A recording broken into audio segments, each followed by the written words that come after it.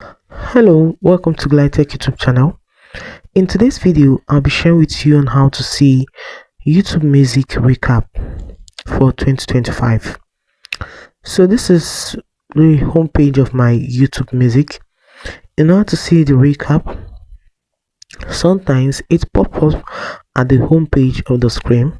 But if yours is not like that, what you have to do is to click on the profile icon found at the top left corner of the screen. You're going to see an option called your recap. Click on it. So right here, if you have a recap, it's going to pop up here. But if yours did not pop up, there are two reasons that can cause it. Number one, if you have not been using your YouTube music for the throughout duration of 1 year, you have not making use of your YouTube music, you should not be expecting a recap.